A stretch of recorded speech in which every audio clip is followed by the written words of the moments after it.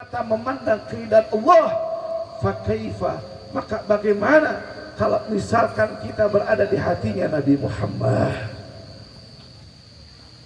Makanya kata para ulama, kalau kita pernah melihat satu bentuk logo, mungkin ada logo, nah itu logo Syamania kurang lebih terompah,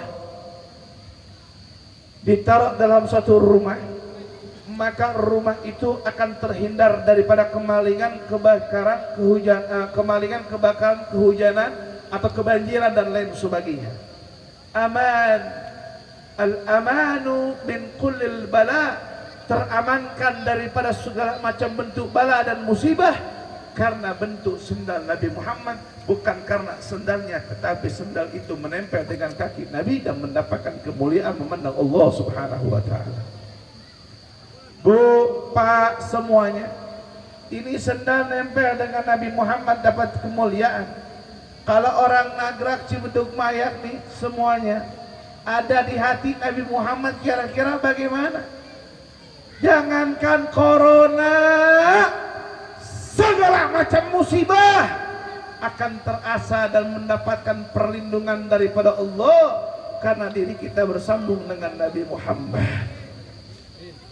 Maka oleh sebab itu ingin saya sampaikan, jangan jauh-jauh dari Nabi Muhammad.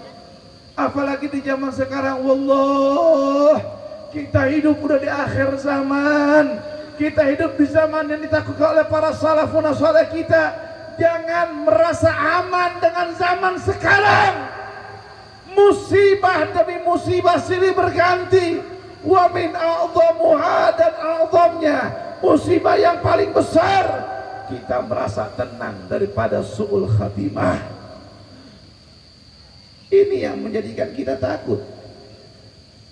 Kalau orang takut dengan corona, negara hampir lockdown, tidak keluar rumah, seluruh pemerintahan, instansi pemerintah diliburkan, sekolah-sekolah diliburkan, majlis-majlis taklim diperkecil.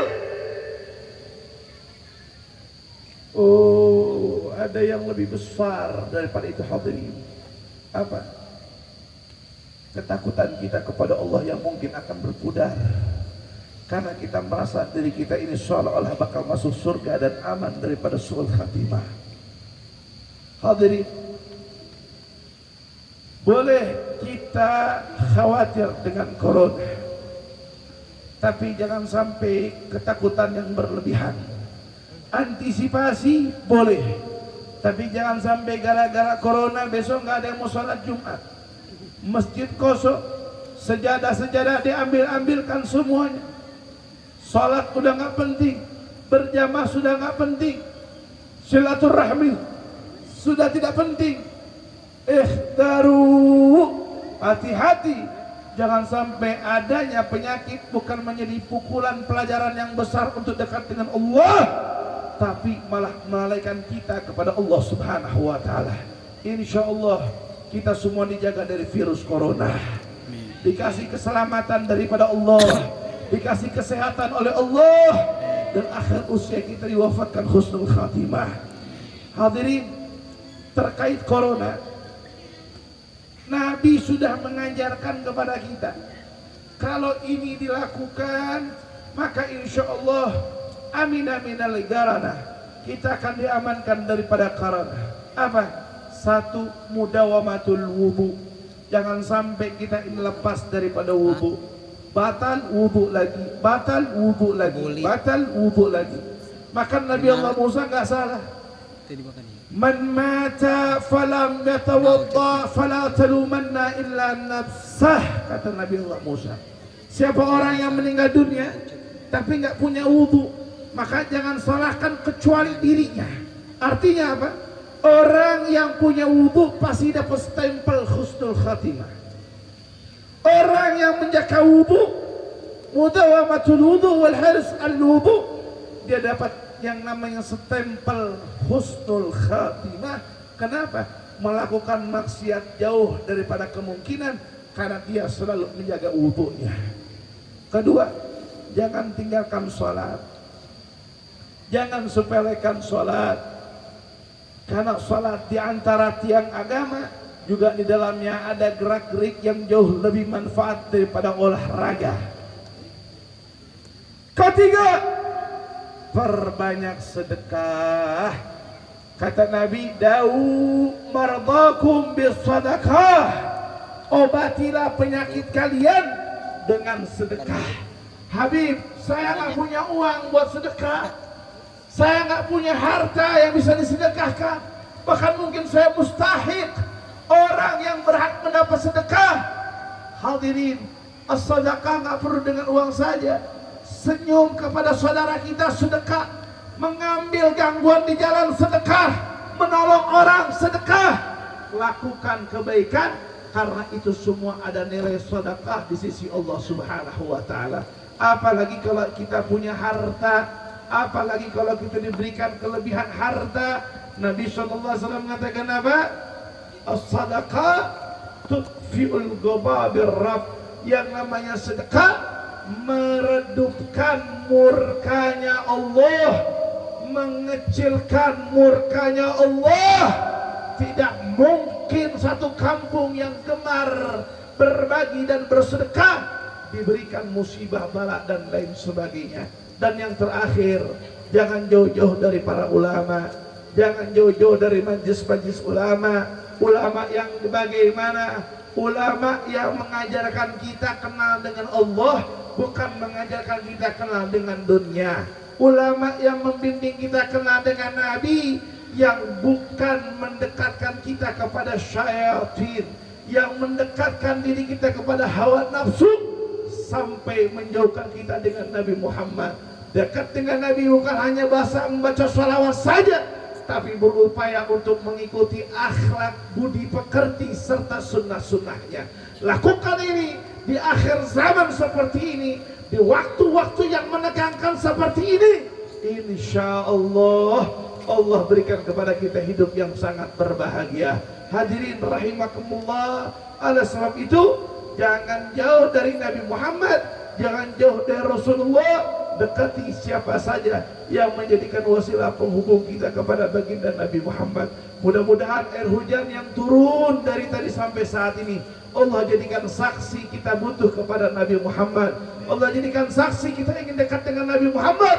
Dan semoga Allah berikan kita selalu yang namanya taufik hidayah, dan lebih kenal lagi dengan Rasulullah. Dan mudah-mudahan semuanya tanpa terkecuali, kita yang hadir seluruhnya, warganya, panitianya, yang jualannya, yang nabuh hadrahnya, yang menyediakan panggungnya, dan semuanya, malam ini kita mimpi Nabi Muhammad, memandang Nabi Muhammad, melihat Nabi Muhammad, melihat indahnya Rasulullah di dunia kepada akhirat. Amin Allahumma.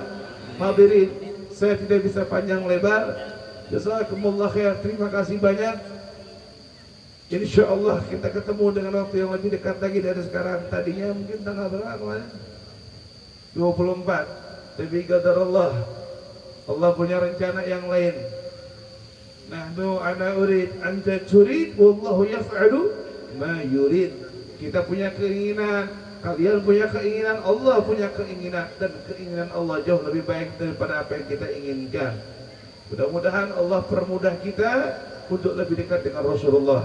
Saya izin mungkin langsung pamit, tidak rehat, karena saya jam 5 subuh itu pesawat pertama ke Surabaya. Jadi pagi-pagi saya sudah di Surabaya, dilanjut ngisi siangnya di Pasuruan, dari Pasuruan lanjut malamnya di Sumeneb, Madura, dan terus ketemu lagi malam Jumat beberapa tempat dan harus kita isikan. Doakan saya biar panjang umur, sehat walafiat, dan dikasih keselamatan pulang pergi. Amin Allahumma amin. Ini yang dapat saya sampaikan. Jazakumullah khair. Terima kasih banyak. Sebelum ditutup dengan doa, nanti baca qasidah shalawat tibil qulub bersama-sama dibawakan oleh Ustaz Farid Endrigo, ya. Kita minta sama Allah dengan berkah shalawat tibil qulub, Allah jaga kita. Kata para ulama, siapa yang baca shalawat tibil qulub 4.000 kali, ada yang mengatakan 40.000 kali. Bagaimana caranya Habib membaca itu? Mau baca barang-barang boleh, ada orang 100 orang, 100 berarti 4.000, kalau dibagi 100 berapa dapatnya? Kurang lebih cuma 40, berapa tuh? Ya 4 40, ya kan, 40 kali 100 sama dengan 4.000. Diniatkan untuk seorang yang sakit, Allah akan angkat penyakit tersebut dan berikan kesembuhan untuknya. Nah, insya Allah yang kita baca salati bil qulub, semoga Allah jauhkan kita semuanya dari berbagai macam wabah, khususnya virus corona. Amin. Allahumma salli ala sayyidina Muhammadin bil qulubi wa dawaiha wa afiyatil abdani wa shifaiha wa nuril absari wa diyaiha wa ala alihi wa sahbihi wa sallim. Allahumma salli ala sayyidina Muhammadin tibbil qulubi wa dawaiha wa afiyatil abdani wa shifaiha wa nuril absari wa diyaiha wa ala alihi wa sahbihi wa sallim.